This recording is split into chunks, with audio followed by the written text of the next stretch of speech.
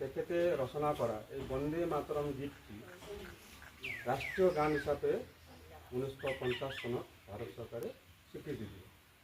তেখেতে রচনা করা বহুত আগতে 1882 সনতে, কিন্তু 1950 সনত ভারত সরকারে ইয়াক রাষ্ট্রীয় গীত হিসাবে আমি রাষ্ট্রীয় সংগীত বুলি যেনেকৈ জনগণ মনক জানো, জনগণ আমাৰ মন হ'ল ৰাষ্ট্ৰীয় সংগীত নেশ্যনেল এন্থেম, আৰু এইটো হ'ল নেশ্যনেল সং ৰাষ্ট্ৰীয় গীত।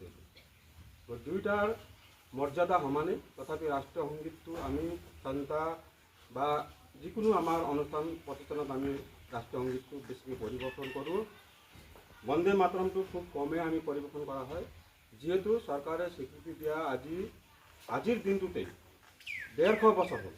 গতিকে 150 বছৰ হোৱাৰ বাবে চৰকাৰে সকলো বিদ্যালয় অনুষ্ঠান প্ৰতিষ্ঠানত এই গীতটি আজি পৰিৱেশন কৰিবৰ বাবে আহ্বান জনাইছে। গতিকে চৰকাৰৰ আহ্বানক আমি শ্ৰদ্ধা সন্মান জনাই আমি সকলোৱে আজি আমাৰ বিদ্যালয়ত যেনেকৈ পৰিৱেশন কৰিছোঁ, সকলো বিদ্যালয়তে আমি সকলোৱে মিলি একেলগে এই গীতটি পৰিৱেশন কৰিম। এই গীতটি আচলতে দেশ প্ৰেমমূলক গীত।